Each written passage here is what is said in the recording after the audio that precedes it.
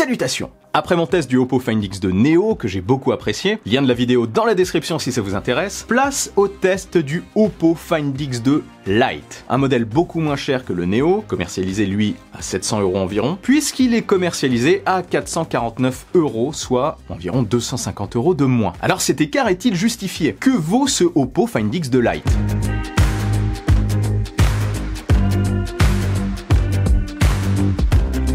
Déjà, côté design, le Oppo Find X2 Lite est plus classique que le Neo. Il est disponible en blanc perle et noir lunaire, et moi, c'est ce dernier que j'ai eu en test. Quand je dis classique, ça peut paraître péjoratif, mais ça ne l'est pas. Le design reste soigné et plutôt réussi, le dos de l'appareil est brillant et prendra pas mal les traces de doigts par contre, plus que le Neo du coup, qui a un dos en verre mat. Le modèle noir que j'ai est par contre plutôt sympa.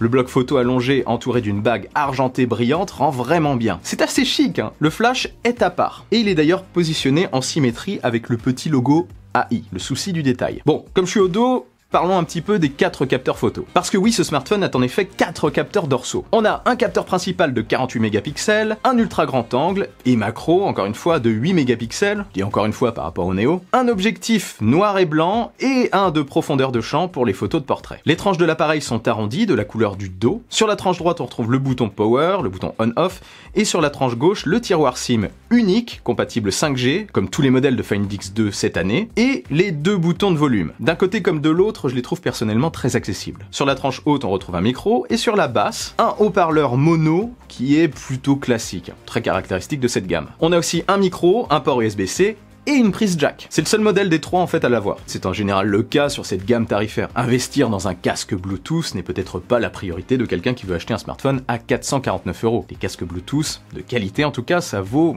pratiquement la moitié de ce prix, voire plus. Donc ce n'est pas la priorité de la cible de ce produit. De face maintenant, on se retrouve face à un bel écran OLED de 6,4 pouces. Celui-ci n'est pas incurvé et ses bordures sont plus épaisses que celles de ses grands frères. En bas, on remarque par contre un petit menton. L'écran lui-même sinon est assez agréable. Pas aussi bon forcément que celui du Neo et celui du Pro, mais on n'est pas encore une fois sur la même gamme tarifaire. Autre différence ici, la caméra frontale n'est pas logée dans un poinçon, mais dans une encoche en forme de goutte d'eau, au milieu de la tranche supérieure de l'écran. Au passage, c'est une caméra de 32 mégapixels. Le Oppo Find X2 Lite propose également un lecteur d'empreintes sous l'écran, comme pour les 2 autres. Le lecteur est franchement très réactif, par contre je le trouve un petit peu bas. Il est mieux placé sur le Neo.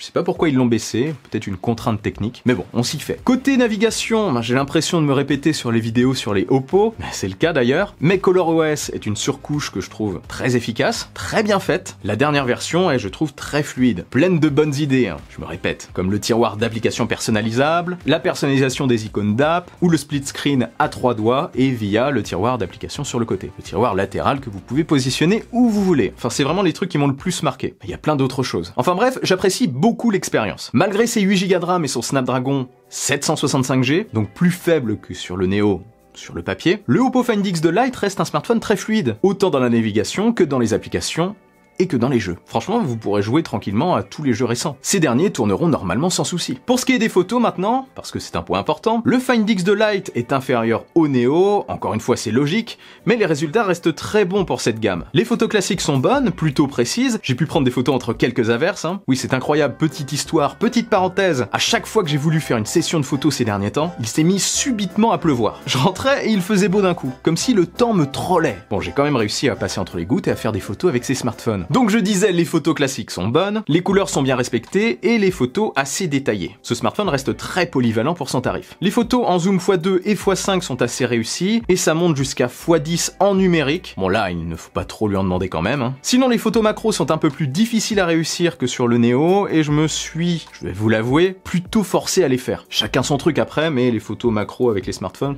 pour l'instant, c'est pas trop mon truc. Il faut beaucoup de lumière et vraiment ne pas bouger, quoi. Faut un trépied. Je préfère les photos classiques en zoomant bien sur l'image. Même si, je sais, ce n'est pas pareil, bien sûr. Les photos de portrait, sinon, sont, je trouve, très bonnes de face comme de dos. Oppo a vraiment géré dans toute la gamme. La découpe est très réussie et vraiment précise. Une très bonne surprise. De nuit, par contre, c'est un peu plus mitigé. Mais franchement, pour cette gamme tarifaire, il se débrouille bien. J'ai vu bien pire. Quand il y a suffisamment de lumière, ça va. Quand ça s'assombrit, par contre, les photos sont peu précises et très bruitées. Côté vidéo, pour finir, la stabilisation est bonne et il se débrouille plutôt bien pour un smartphone vendu à 449 €. L'autofocus est assez réactif. Non, vraiment, on peut faire des trucs sympas avec ce smartphone. De face d'ailleurs, comme de dos.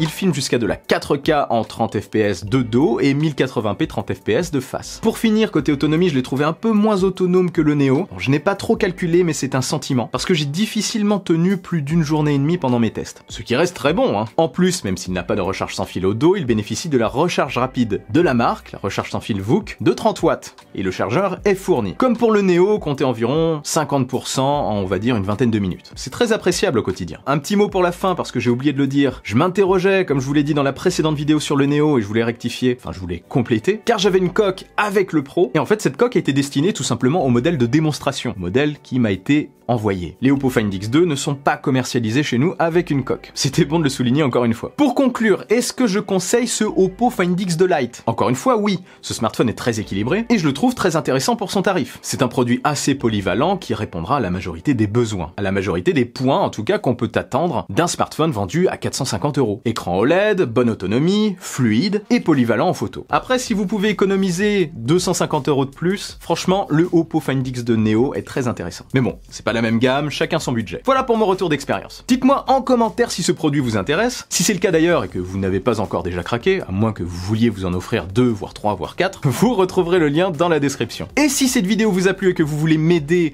partagez-la sans oublier le bon pouce en l'air qui claque. Pour ne rien louper, abonnez-vous à ma chaîne et activez la petite cloche des notifications. N'oubliez pas, je suis aussi sur les réseaux sociaux, sur Twitter et sur Instagram. On se retrouve très vite pour une nouvelle vidéo. Prenez soin de vous et de votre entourage. Vive la technologie. Vive le futur. J'ai craché pour la fin. Allez, salut!